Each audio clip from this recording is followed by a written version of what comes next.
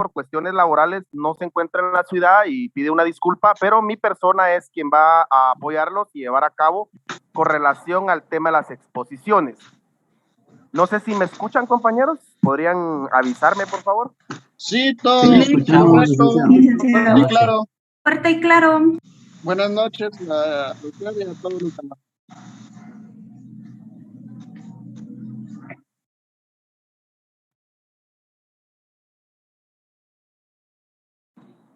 Excelente, excelente. Entonces, fíjense, compañeros, que con relación a ustedes me preocupa un tema. Solo 2 grupos presentaron su trabajo. Me preocupa. Ustedes son cerca de 303 alumnos. Hasta donde yo tengo conocimiento, creo que solo 60 hicieron la actividad de arbolitos y 70 o por ahí así creo que hicieron la actividad de las bolsas. Entonces me preocupa qué hizo el resto y si no presentó trabajo. Me preocupa porque pues prácticamente tienen menos 20. Así que no sé qué, o si le pidieron una prórroga al licenciado para presentarlo, la verdad desconozco. Él no lo he encontrado. Y por último, quiero saber si la compañera Catherine Ivonne Ávila es de esta sección. Sí, licenciado. Ok, lo pregunto porque su trabajo no traía sección y como damos en 2 secciones, pues es bastante difícil atinarle. Pero bueno, entonces ya sabemos que es de la sección G. Entonces, por favor, el grupo de Rubí Yasmín se prepara. El que va a exponer, por favor, enciende su cámara y su micrófono y lo vamos a escuchar con relación a lo que va a exponer de la investigación que llevaron a cabo. Licenciado, solo una consulta. Nosotros somos la sección F. Sí, Lic, de la sección F. Así es, de la sección F, Rubí Yasmín Mota. El grupo de ella es el que va a exponer ahorita, por favor. Buenas noches, licenciado. Mi nombre es Wilber Rodas. Yo soy del grupo de la sección F, de Rubí Yasmín.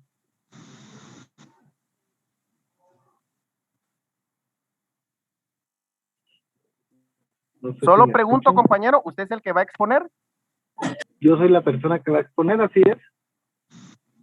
Excelente. Hágame el favor de encender su cámara y su micrófono y le vamos a dejar entonces ya abierto todo para que usted pueda ya exponer al resto de los compañeros que están en la clase. Ok, ¿cuánto tiempo es de exposición, perdón, Lic? 10 minutos para exponer. Luego viene la serie de preguntas que le van a realizar sus compañeros. Si no hubieran, pues ahí finalizaría la exposición.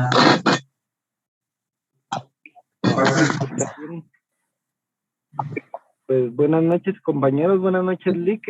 Nosotros en el grupo, pues, tomamos la decisión de hacer nuestra investigación. ¿Sí? Compañero, perdone.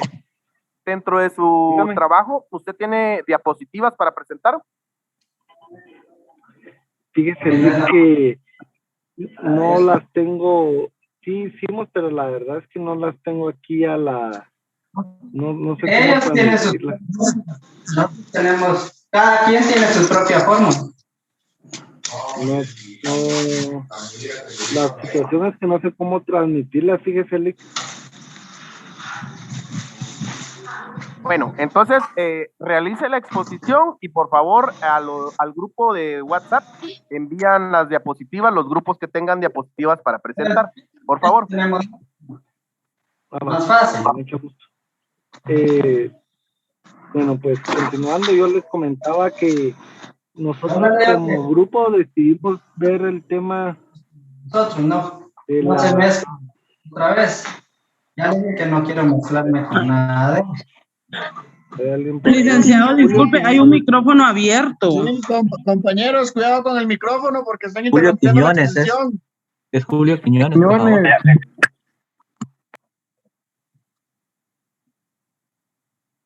Listo. Bueno, pues les comentaba que nosotros decidimos hacer una investigación sobre la reforma agraria de Rusia y en base a eso, pues investigamos.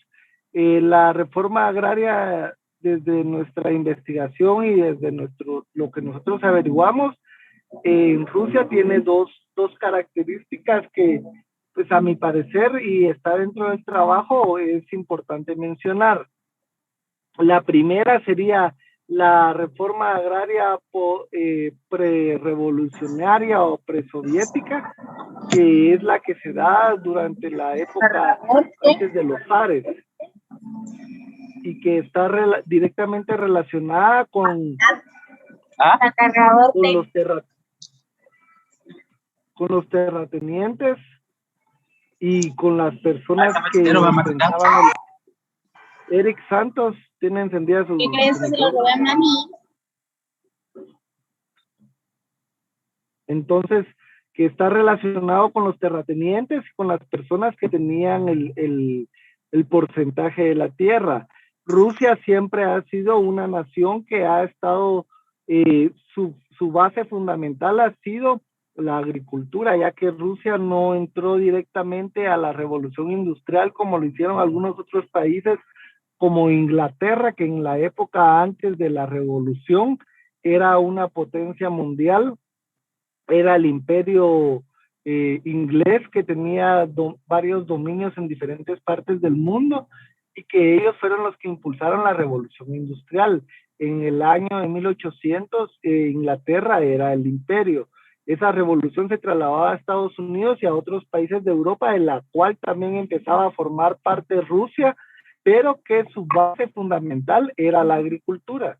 Pero en Rusia la agricultura estaba dividida en unas pocas familias, que eran 2000 familias las que ostentaban todo, digamos, las partes más grandes de tierra cosechable y buena tierra en Rusia, porque Rusia sabemos todos que tiene bastante tierra, pero no toda su tierra es cosechable, tiene un porcentaje que es casi que hielo y que no puede, ahí no se puede trabajar. Al día de hoy lo que se trabaja en esa parte de Rusia es la minería, se exporta petróleo y todo el gas natural, pero en la época de 1890, que es donde empieza la pre-revolución y donde empiezan los bolcheviques y donde todavía están los zares, en esa época lo que se trabajaba era la tierra cultivable.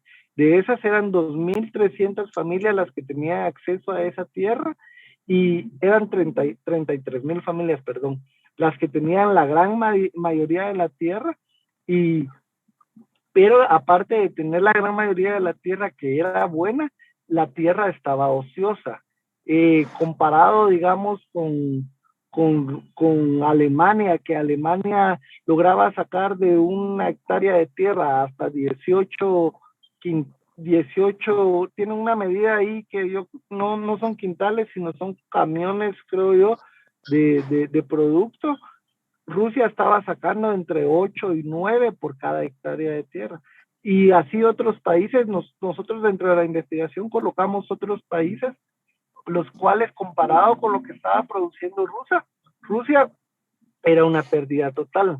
Es entonces cuando entran los bolcheviques a gobernar y empiezan con el primer tratado, que es dividir la tierra dentro de las personas que nunca habían tenido acceso a ella, que habían estado pues todo el tiempo desprotegidas y que no les habían dado la tierra.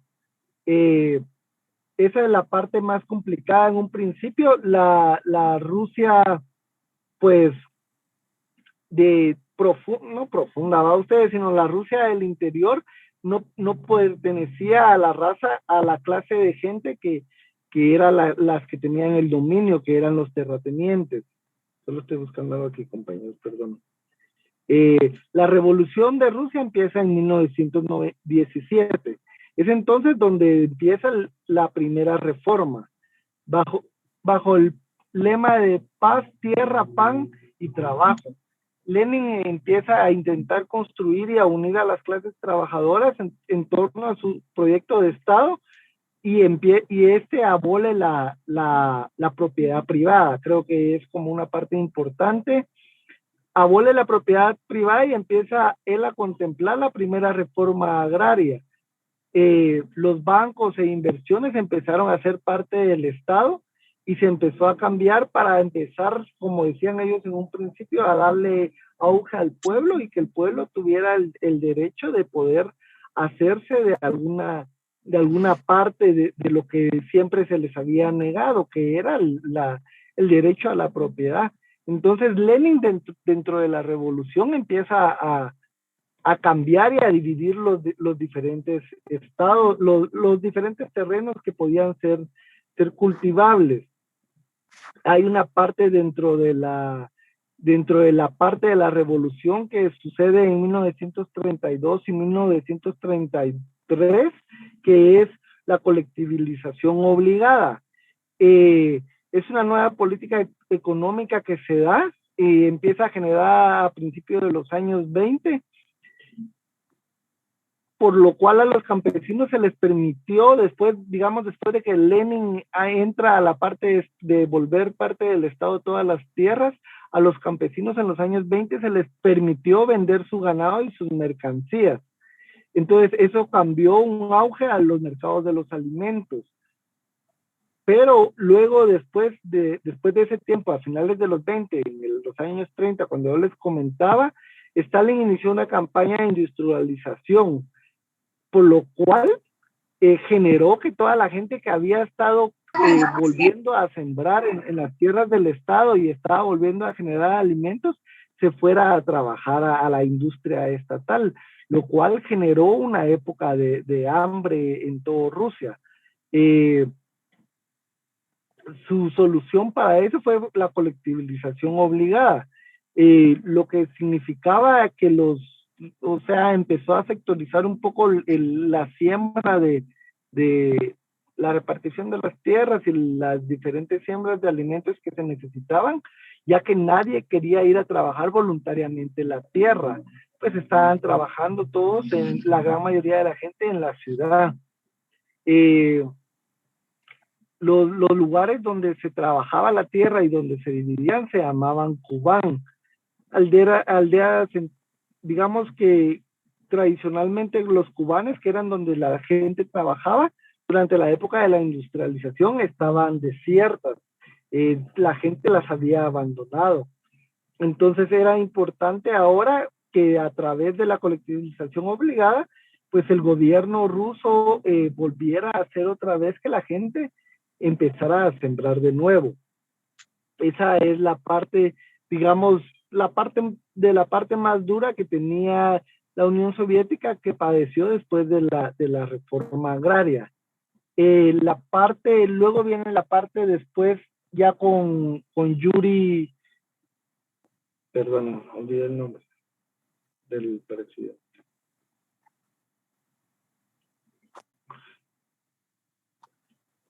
Boris Yeltsin.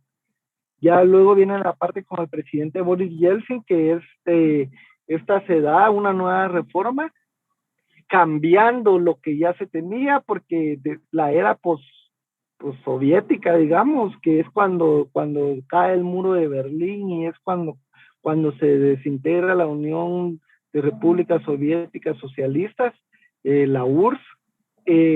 Entonces llega este presidente Boris Yeltsin que llega, ahí sigue con la intención de desactivar lo que se había ganado en la revolución y crea una nueva reforma agraria en Rusia.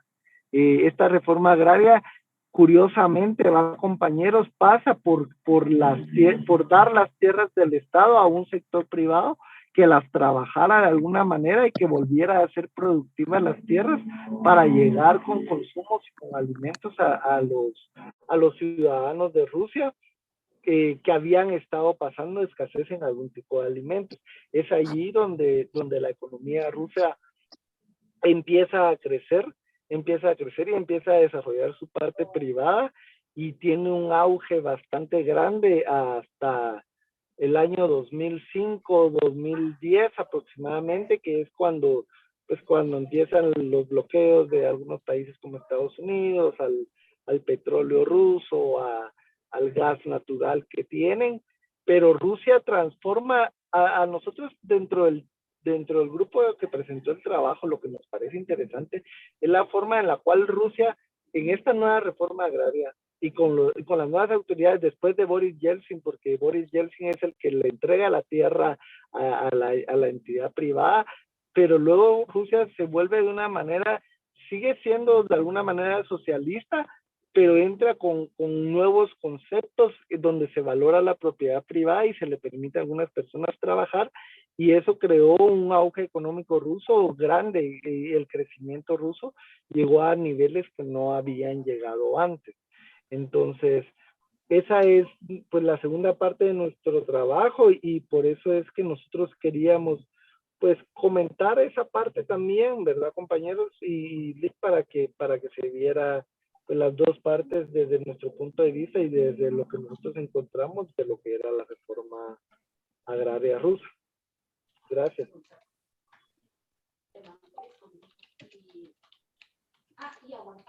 Ok.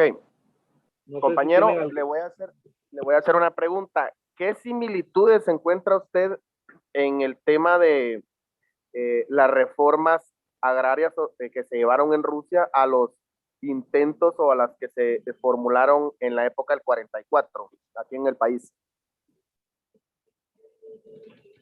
Por ejemplo,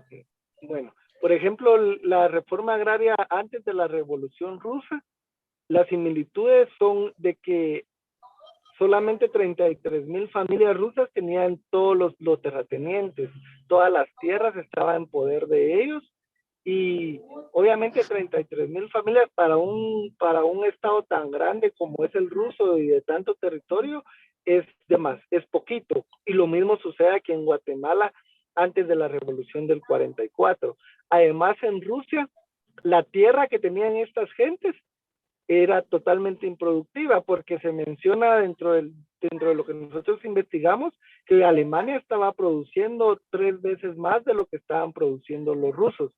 O sea que los terratenientes solamente estaban utilizando a la gente para trabajar, pero no estaban llegando al tope de lo que podía ser la producción de la tierra. Lo mismo sucede en Guatemala hasta antes de 1944, o por lo menos lo que se intentó hasta antes de 1944 es que en Guatemala solamente algunas familias eran los que tenían el poder de la tierra, y como un caso excepcional, que en Guatemala habían empresas internacionales que se habían hecho de más del 60, de un gran porcentaje de la tierra en Guatemala, y solamente ellos trabajaban a nuestra propia gente, la tenían viviendo por ahí cerca para que fueran a trabajar por un sueldo pues de hambre, y no tenía nuestra gente tenía acceso a la tierra. Lo mismo pasaba en Rusia, la gente no tenía acceso a la tierra, por lo tanto no tenía acceso a trabajar.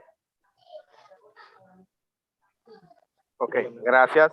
¿Algún compañero que tenga alguna pregunta hacia el expositor el compañero que está llevando a cabo ahorita su exposición?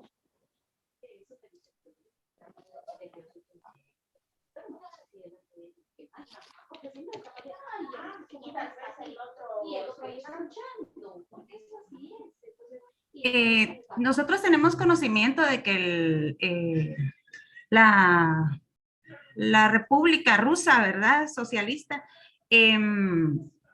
es opresora, represora. ¿Tú tienes conocimiento de qué papel jugó el pueblo organizado? O si se tuvo que dejar dirigir, ¿verdad? Por algunos otros intereses, o si fue el pueblo organizado quien de alguna manera fue logrando, ¿verdad? Mejor, así es que así se le puede llamar, para lograr que esta reforma se llevara a cabo. Sí, claro. La verdad es que el pueblo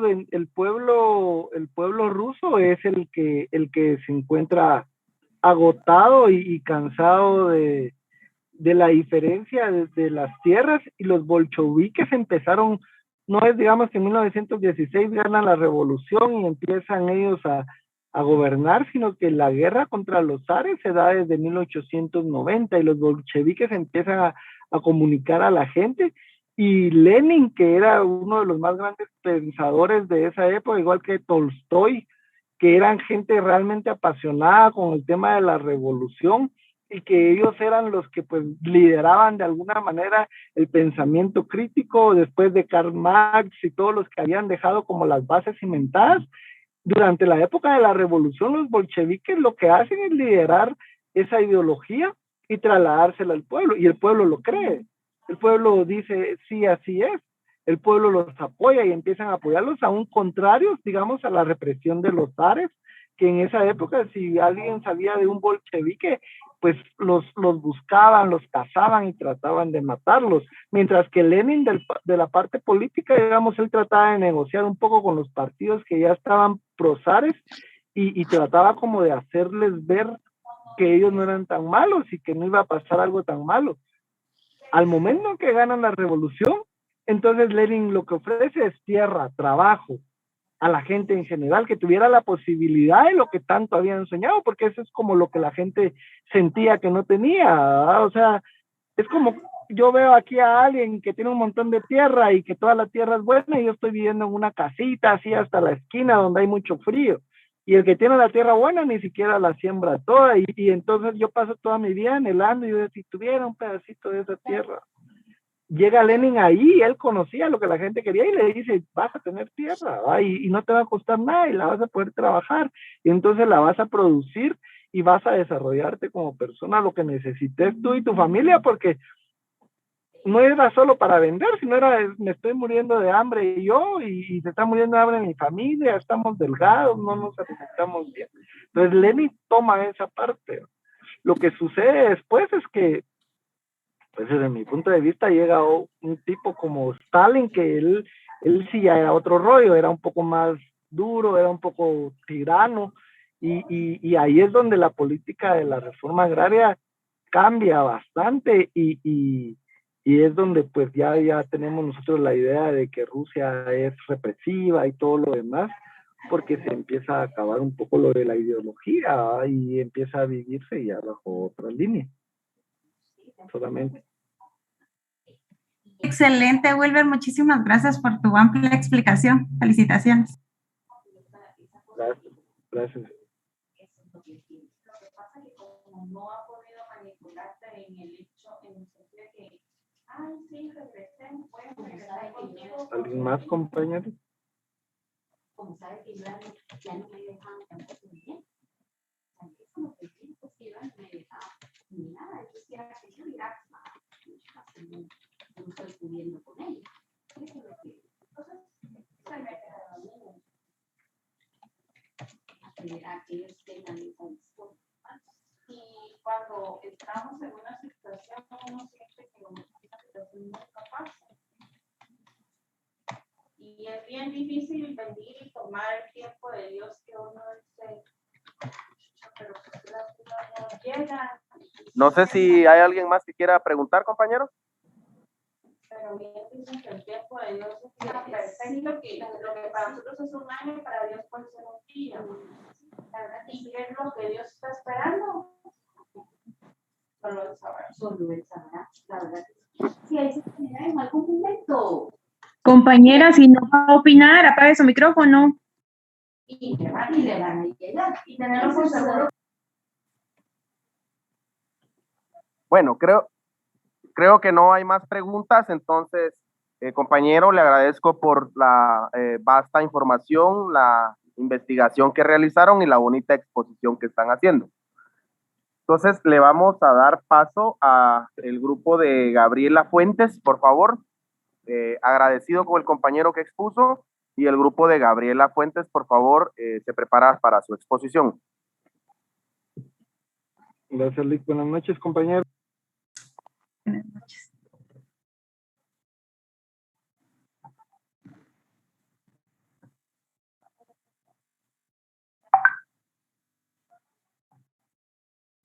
Buenas noches, compañeros. Gaby, ¿tú puedes compartir la presentación?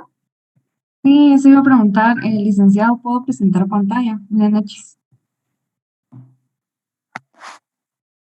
Si le permite, con mucho gusto. Le comento, en la otra sección nos vimos con el inconveniente que como yo no puedo compartir, el único que podría hacerlo era el licenciado, pero anda de viaje, entonces no se pudo, o al menos eso dijeron los chicos. Entonces, si usted puede hacerlo, con gusto hágalo, no hay ningún inconveniente y pues, la cámara y el micrófono son todos suyos.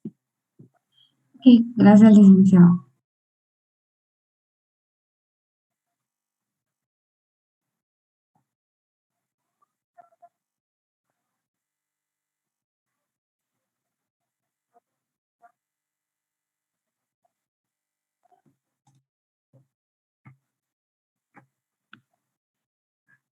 Buenas noches, licenciado Orantes. Buenas noches, compañeros.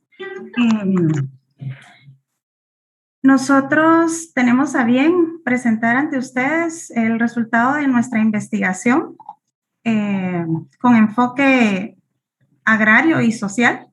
Este proyecto de investigación es basado en la importancia de la reforestación en Guatemala, pero primero queremos hablarles de algunos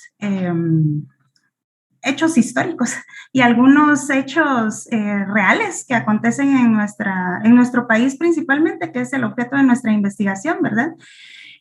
Con esta investigación nosotros tuvimos la oportunidad de analizar el grado de deforestación y también de reforestación que existe en Guatemala, ¿verdad? Para comparar lo que se está haciendo, lo que se dejó de hacer y lo que podemos hacer.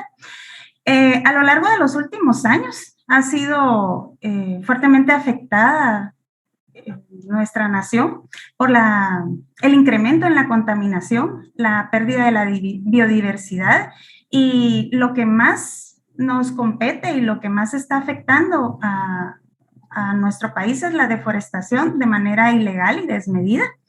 Esto obedece a la falta de interés de las autoridades, ¿verdad?, en fomentar políticas de desarrollo sostenible, sobre todo, y políticas de protección ambiental, por muchos factores, ¿verdad? Principalmente por intereses particulares, intereses económicos y también la falta de interés por parte de la población, donde nos vemos involucrados lamentablemente nosotros también.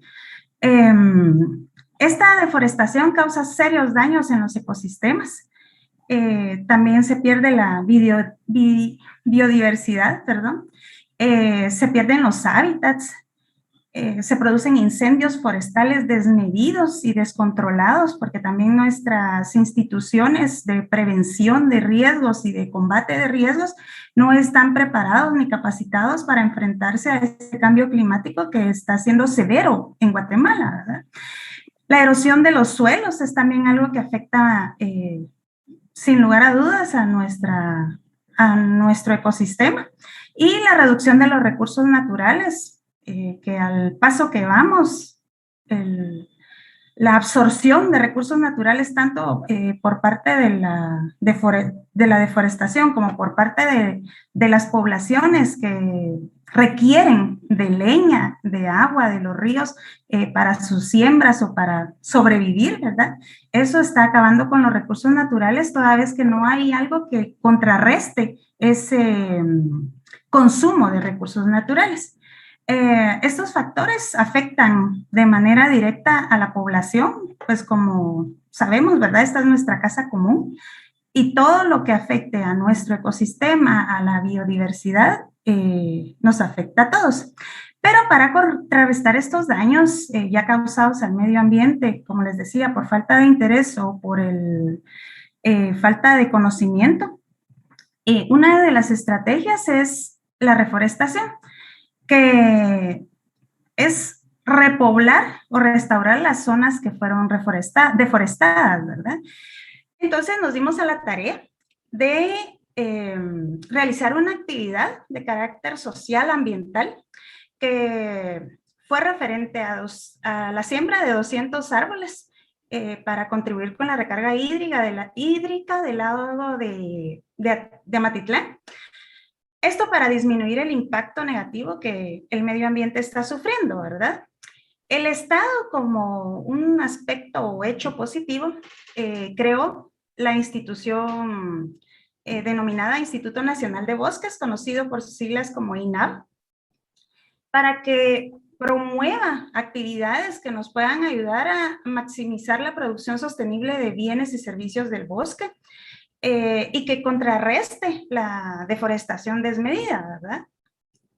El principal objetivo es involucrar a las comunidades rurales en estas actividades, ¿verdad? Tanto para informarlos, capacitarlos referente al daño que se produce si se consumen los recursos desmedidamente, la tala excesiva de árboles, también el acabar con las especies nativas de cada región, ¿verdad? Eso afecta un montón, ya que, como ustedes saben, las especies ayudan conjuntamente con el ecosistema a que se vayan desarrollando los bosques. Estos bosques son de beneficio para esas comunidades y es por eso que el principal objetivo es involucrarlas, ¿verdad? Para que entendamos un poco sobre políticas de reforestación a nivel nacional, nosotros hicimos cierta investigación bibliográfica para traer esta información que les vamos a exponer, hablarles sobre la ley forestal también, ya que es imprescindible tener una ley que pueda designar instituciones para que nos puedan dirigir en esta labor, ¿verdad? Y que el cambio que Guatemala necesita se convierta en una realidad, pero como les digo, debe ser un trabajo en conjunto.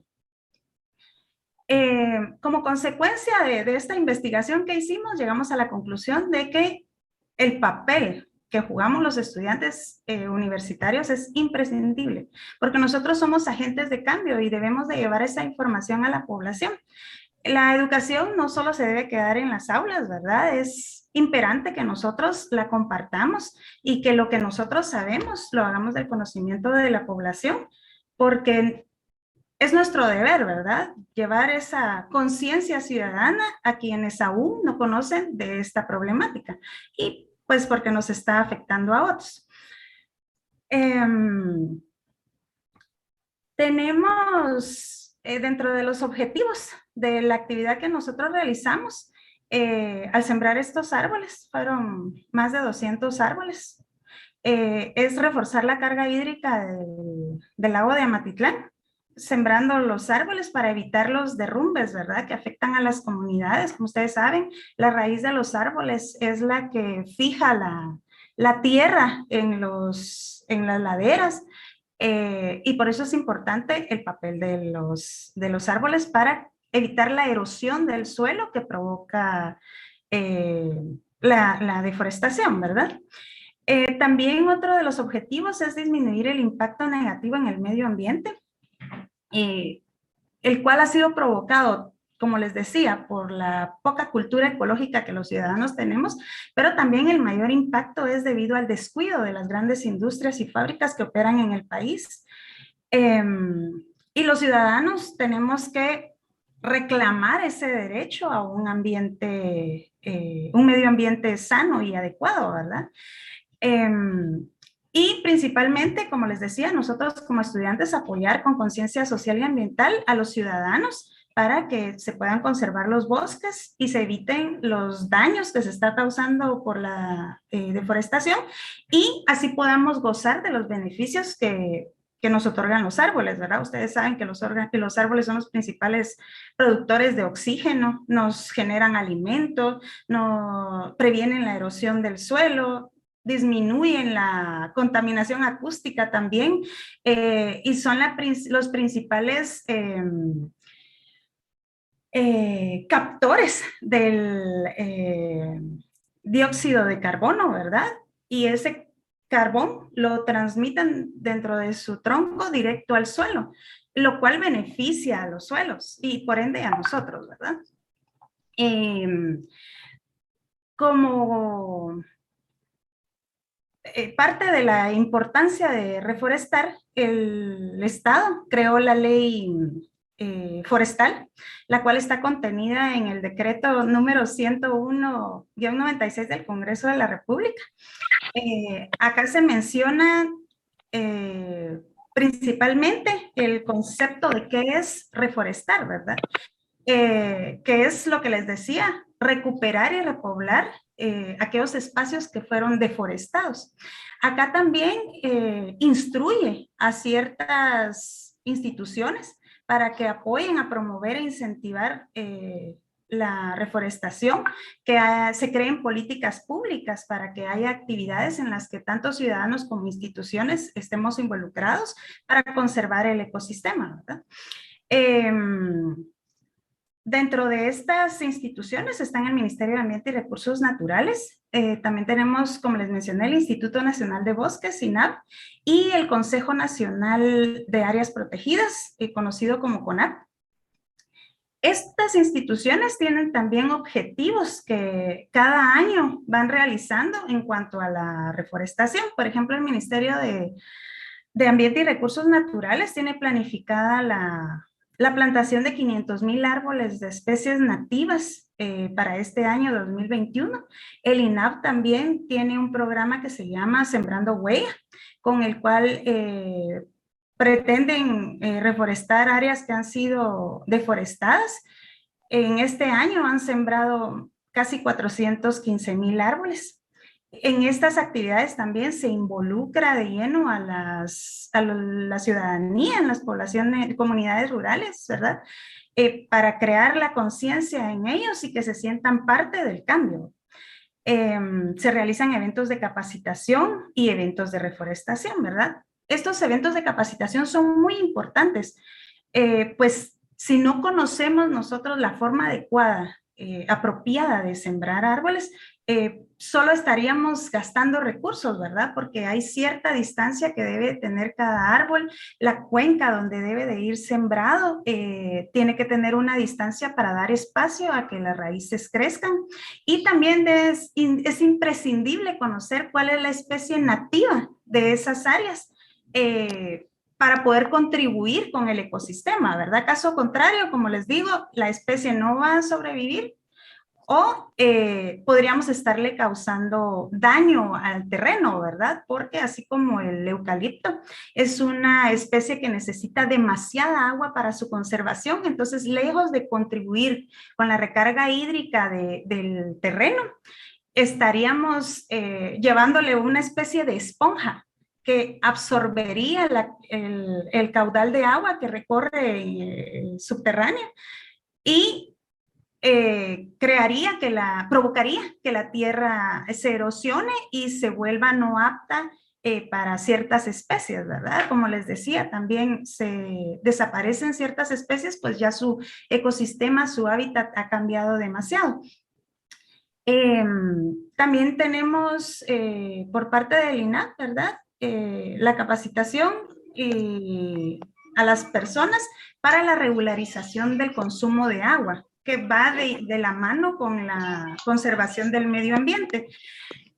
También la reforestación la encontramos dentro de la Política General de Gobierno de 2020-2024, que es un plan que se está desarrollando, ¿verdad? Pareciera que no hay cambios sustanciales, pero es porque la ciudadanía se tiene que ver involucrada en todas estas actividades de reforestación y evitar el consumo excesivo de los recursos y la deforestación excesiva, ¿verdad? Esto nos va a ayudar a mejorar el ecosistema y la biodiversidad del país, a combatir las inundaciones, a evitar incendios forestales. También la reforestación es un cambio positivo, definitivamente, a los lagos, los ríos, la laguna, los volcanes, los bosques, ¿verdad? Y a la calidad de vida de los seres vivos, tanto humanos como especies nativas del lugar, para que todos sigamos viviendo en armonía, consumiendo los recursos que los árboles nos proveen y sin escasez, ¿verdad? Y sin causarle daño a otro ecosistema, ya que la población animal, las especies migran, al ya no tener los recursos en su hábitat, en su ecosistema, migran a otras regiones donde si es que logran sobrevivir, ¿verdad? Crean un impacto en ese ecosistema y lo transforman. El objetivo principal de las acciones de reforestación es restaurar el área afectada, Este daño se causa también por fenómenos naturales que van como un círculo vicioso, ¿verdad? Conectados a que si no hay árboles, hay deslaves. Si no hay árboles, el viento es severo, ¿verdad? En algunas regiones no tiene una barrera. La tala ilícita también es un factor que debemos detener. Y como les mencionaba, los incendios forestales causados tanto por la propia naturaleza como la mano humana. Ya que sin los árboles se crea el llamado efecto invernadero, ¿verdad? Que si bien es cierto, antes nos ayudó a la conservación del medio ambiente, ya el calor que se tiene conservado, el vapor y los gases, está siendo dañino para nuestro ecosistema, para nuestra naturaleza. Estas políticas, como ustedes saben, son de carácter internacional, porque son todos los países del mundo los que están sufriendo los embates de manejar mal los recursos, en este caso la deforestación. Hay ciertas consecuencias de esta deforestación, como les hablaba, ¿verdad? La degradación de los bosques. Dentro de la investigación que nosotros hicimos, logramos determinar que del año 1950, perdón, para el año 2010, se redujo casi en un 50% las hectáreas de bosques. En 1950 estábamos hablando de 6 millones, casi 7 millones de hectáreas, y en el 2010 estamos hablando de 3.700.000 hectáreas de bosques. Esta deforestación definitivamente está causando serios daños a nivel mundial y es nuestra responsabilidad hacer que esa tasa vaya cambiando, ¿verdad? O en algún momento nos vamos a quedar sin ningún tipo de recurso, y por eso es importante que las instituciones hagan análisis de deforestación para conocer estos índices que nos van dando la pauta de dónde es que está afectando principalmente la deforestación. Hay principales fuentes de deforestación. La principal es la ganadería, que representa un 35% de la deforestación en el país. Luego unimos la siembra de granos básicos como el maíz, el frijol, el arroz, que ocupan un 31% de la deforestación. Ahí es donde nosotros tenemos que poner en una balanza, ¿verdad? ¿Qué es lo que nos trae más beneficio? Y por obtener un beneficio nosotros estamos afectando nuestros bosques, que a largo plazo están afectando la seguridad de cada uno de nosotros en cuanto a una vida saludable, ¿verdad? También podemos mencionar, aunque pareciera en escala baja, ¿verdad? Con la cantidad de hectáreas que se están deforestando, esos porcentajes, créanme, no son bajos. La siembra de palma africana con un 4%, la siembra de cardamomo con un 3%, el lule 3% también, y dentro de otros cultivos hablamos de un 4% de deforestación a causa de estos cultivos, ¿verdad? Que como muchos sabemos, el beneficio es para las grandes empresas, ¿verdad? No para la población, que es la que principalmente sufre los embates de los fenómenos atmosféricos cuando se han presentado en nuestro país a consecuencia de la deforestación. Y también tenemos en un porcentaje que pareciera bajo, con un 2%, ¿verdad? El crecimiento de las áreas urbanas. Vemos que la ciudad cada vez está siendo más grande, hay cada vez más construcciones de condominios, de residencias, que también están afectando, porque esas son áreas boscosas que en algún momento se tuvieron protegidas, pero de alguna manera, ¿verdad? Ya se fue concedida a esas empresas y se está urbanizando.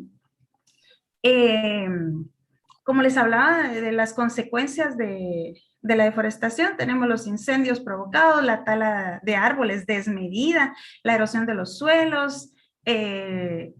Cuando se erosiona el suelo, aquella área que era productiva se convierte en un área no productiva, entonces de ahí ya no se puede sacar cultivo. Entonces estamos perdiendo por todos lados, ¿verdad? Estamos perdiendo la tierra a consecuencia de la deforestación. Se eliminan las especies arbóreas porque no tienen dónde vivir, ¿verdad? Las cuales son importantes para que se desarrolle la vida dentro de los ecosistemas.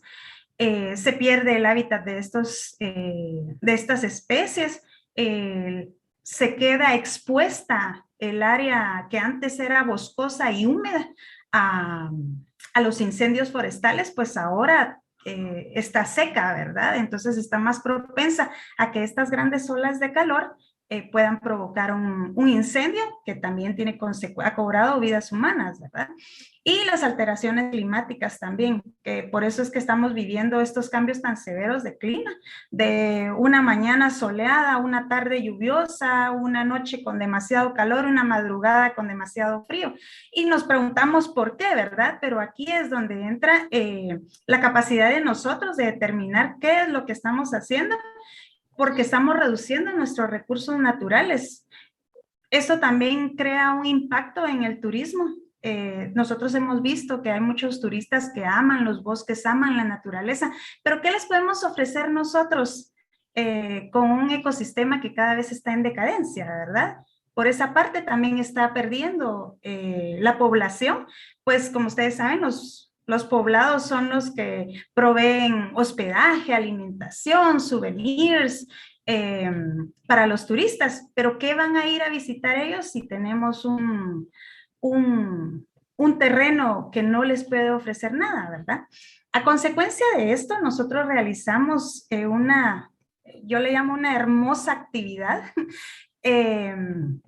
El día 19 de septiembre, 72 de los compañeros de esta sección tuvimos a bien reunirnos en el área que está al final del cementerio Los Parques para realizar la actividad de la siembra de árboles, ¿verdad? Nosotros tuvimos el acompañamiento del colectivo Compromiso Ciudadano y de la Autoridad para el Manejo Sustentable de la Cuenca del Lago de Amatitlán, que es conocido como AMSA. Porque como les digo, ¿verdad? Si nosotros hubiéramos ido a ciegas, no sabemos ni qué vamos a hacer. Ellos amablemente y desinteresadamente nos explicaron cómo se debía de sembrar los árboles. La especie que sembramos fue pino porque es una especie nativa de ese terreno, ¿verdad? Como les decía, no podemos sembrar cualquier especie ni podemos sembrar donde nosotros queramos. Ellos nos dieron las directrices para realizar esta actividad. Se tomaron todas las medidas de seguridad previendo la pandemia que estamos atravesando. Los organizadores conformaron 5 grupos de estudiantes en diferentes horarios, de acuerdo a la comodidad de cada quien, ¿verdad? Para que no se aglomeraran. Se tomó la asistencia al ingresar, se nos dio la charla de capacitación en cuanto a cómo debíamos de realizar la actividad. Tuvimos guías que nos llevaron hasta los lugares donde debíamos de realizar la siembra de árboles. Fue una convivencia muy bonita porque nos hace sentir parte de el cambio que estamos buscando, ¿verdad? Esta actividad se llevó a cabo de las 8 de la mañana hasta la 1 de la tarde, como les decía, en grupos escalonados. Realizamos la siembra de los árboles y nos dieron herramientas. Algunos llevamos herramientas, se donaron para que en futuras ocasiones se puedan utilizar para que los compañeros que llegaban en el grupo siguiente también pudieran hacer uso de ellos, ¿verdad? Fue una donación también con carácter social. También los organizadores tuvieron a bien contar con agua pura, dulces y algún equipo de primeros auxilios preparados para cualquier eventualidad, ¿verdad? Y para que nosotros pudiéramos hidratarnos después de la subida, porque la bajada fue algo divertidísimo, emocionante, pero la subida fue lo duro. El licenciado Orantes también tuvo la oportunidad de bajar, no sé cómo le fue el regreso, pero tuvimos el acompañamiento también del licenciado Francisco Sandoval, que ambos nos dieron una interesante charla referente al medio ambiente, a la conciencia social y de cómo nuestras acciones pueden contradecir, ¿verdad?, nuestro discurso ecológico, ya que podemos estar hablando de proteger los bosques, pero como bien lo decía el licenciado Sandoval, nos vamos a McDonald's y usamos un vaso de papel, una caja de papel, una servilleta de papel, una bolsa de papel, luego pedimos para llevar, ¿verdad? Entonces nuestro comportamiento tiene que ser coherente con lo que estamos promulgando. Y como les comentaba, la actividad finalizó a la 1:00 p.m. También se tuvo a bien la entrega de diplomas a las instituciones que nos apoyaron, como les decía, AMSA, el colectivo de compromiso ciudadano y el cementerio Los Parques, que nos dieron la oportunidad de realizar esta hermosa actividad. En lo personal, les puedo decir que fue una actividad muy enriquecedora, ¿verdad? Porque nosotros tenemos la responsabilidad de crear conciencia, primero en nuestra persona, luego en nuestra casa, en nuestra comunidad, y así divulgarlo, ¿verdad? Por la importancia que los árboles tienen, por el papel que juegan en la naturaleza, ¿verdad? Ustedes van a poder ver dentro del documento completo que les vamos a compartir algunas fotografías y algunos comentarios de los compañeros que tuvieron la oportunidad de acompañarnos y realizar esta hermosa actividad. Y ya nos queda como conclusión, ¿verdad? Principalmente la conciencia que nosotros debemos tener en cuanto a la conservación de nuestra casa en común.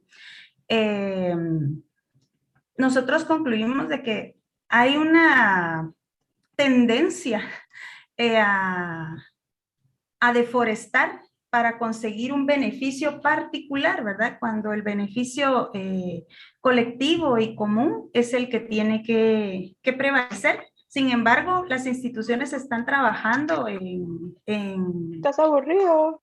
En poder apoyar a... ¿Perdón? Sí, lo van a... ok, muchas gracias. Disculpen. No tengas pena. Pensé que era una pregunta. Las instituciones están trabajando y eso lo pudimos comprobar. Hay bastantes programas que están involucrando a la ciudadanía. El colectivo Compromiso Ciudadano nos ha invitado a un diplomado en relación a los objetivos de desarrollo sostenible, que está muy interesante, y los invitamos también a participar en estas actividades, porque si nosotros tenemos desconocimiento, ¿verdad?, de cómo podemos apoyar, el día de mañana que nos preguntemos por qué está sucediendo esto, no vamos a tener nosotros el criterio para poder decir, yo me informé, yo participé, yo estoy siendo parte del cambio, ¿verdad? Otra conclusión a la que llegamos es que es muy importante la reforestación, porque el papel que juegan los árboles, ¿verdad?, para la aprehensión del dióxido de carbono en la atmósfera es muy importante, ya que reduce la concentración de gases de efecto invernadero en nuestro ecosistema.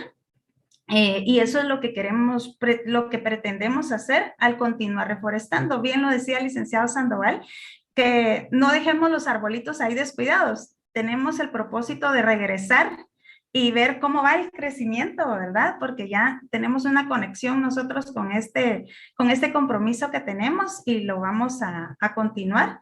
Luego, que para poder combatir este problema de la deforestación es necesario el trabajo articulado, tanto de las instituciones del gobierno como de las entidades privadas también y de la ciudadanía, porque esto requiere de que todos participemos y que el plan de conservación y reforestación de los bosques se cumpla y sea una realidad, ¿verdad?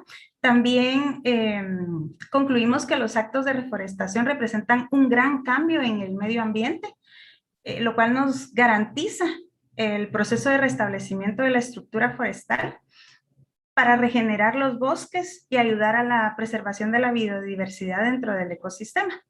Esa es nuestra presentación, compañeros. Si tienen dudas, estamos en la disponibilidad de responderlas. Muchas gracias por su atención.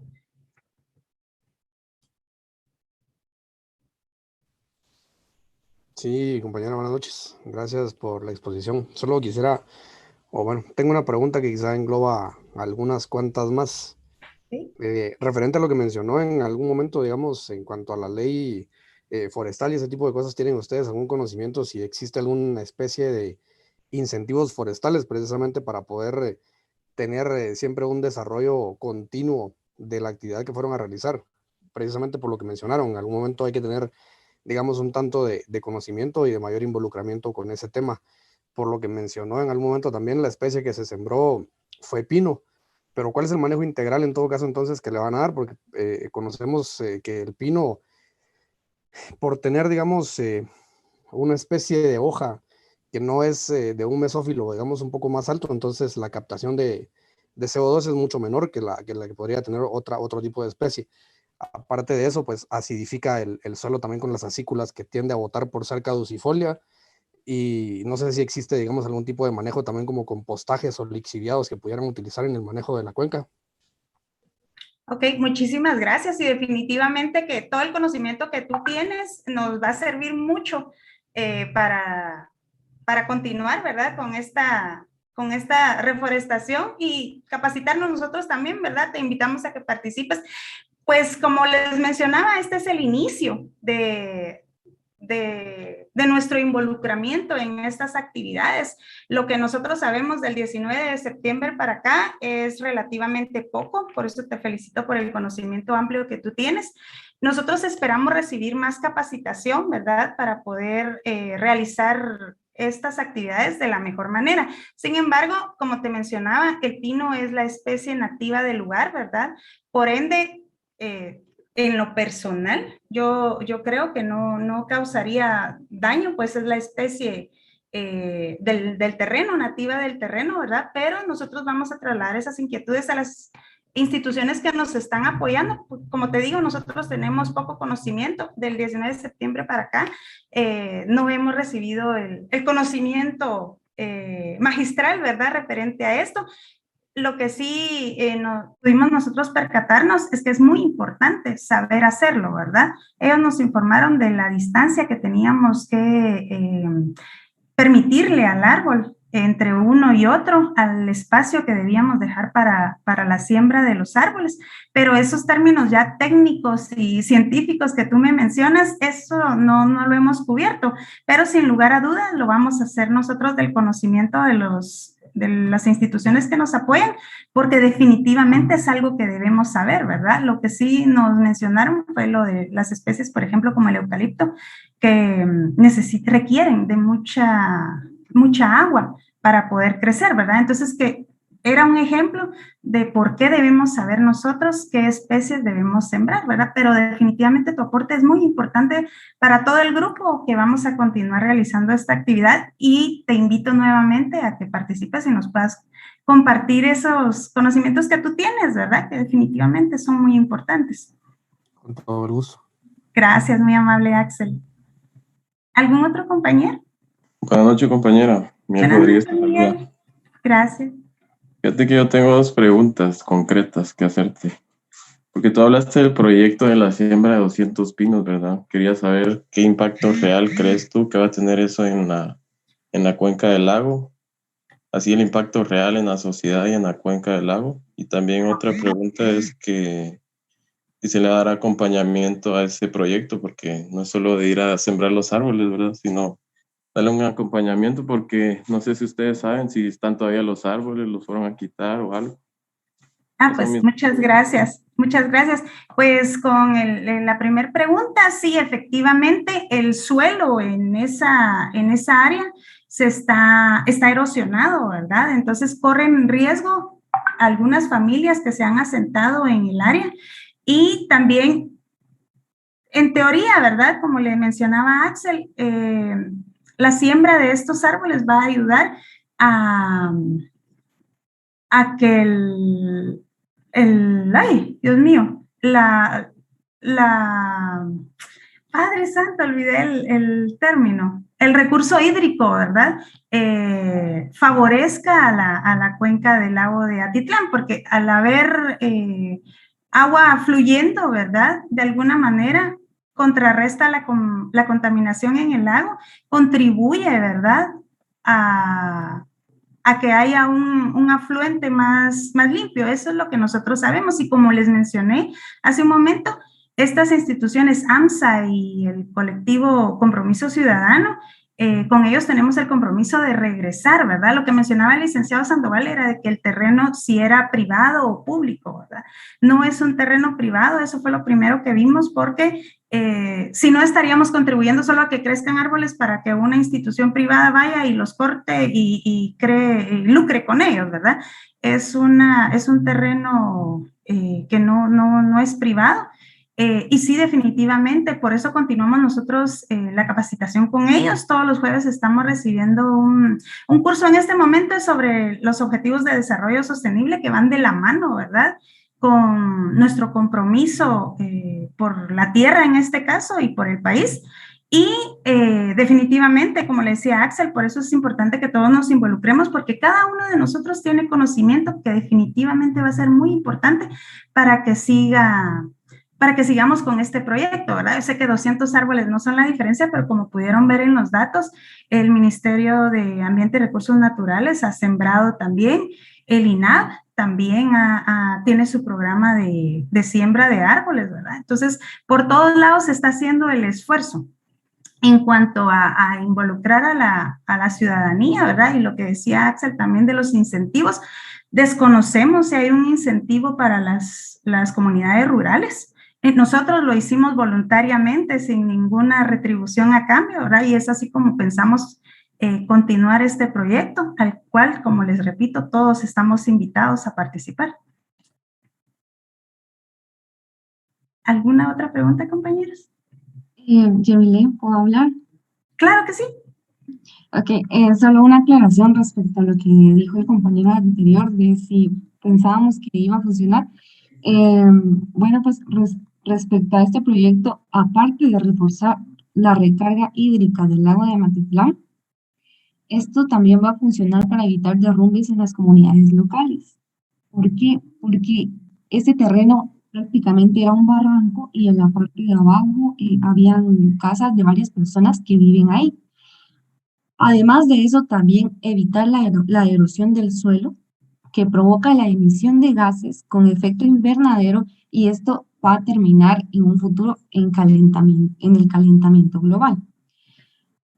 Además de eso, también contribuir a que en Guatemala se disminuya el impacto negativo en el medio ambiente que se ha desarrollado a través de los años como consecuencias del descuido de las grandes industrias y las fábricas que operan en el país, la falta de control por parte de las autoridades y la poca cultura ecológica que se ha inculcado en los ciudadanos y ciudadanas.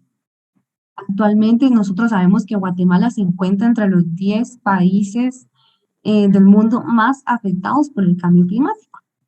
Y pues por último, y pienso yo que más importante, es apoyarnos a que como estudiantes nazca esa luz de conciencia social y ambiental, y que nosotros a partir de esa actividad comencemos a cuidar y a conservar los bosques, porque a pesar de todos los beneficios que otorgan, como el oxígeno, la generación de alimentos, la prevención de la erosión del suelo, la disminución de la contaminación acústica, entre otros, también son el hogar de muchas de las especies que forman parte de la biodiversidad del país. Gracias. Gracias, Gaby. No sé si alguien más tiene alguna otra pregunta, compañeros.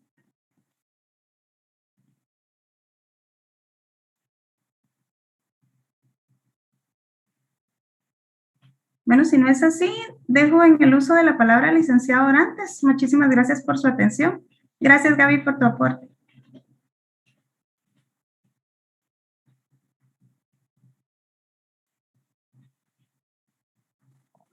Bueno, compañeros, gracias de verdad por la actividad que se llevó a cabo, muy bonita, por cierto. La exposición también, yo no tengo pregunta alguna. Creo que por el horario vamos a dejar solo 2 exposiciones, quedando así un único grupo nada más pendiente. Por favor, pasó en la otra sección, compañeros. Hay alguien todavía anda preguntando que cuándo va a ser el examen. Si es el caso en esta sección, también ubíquenlo, ya pasó hasta el extemporáneo.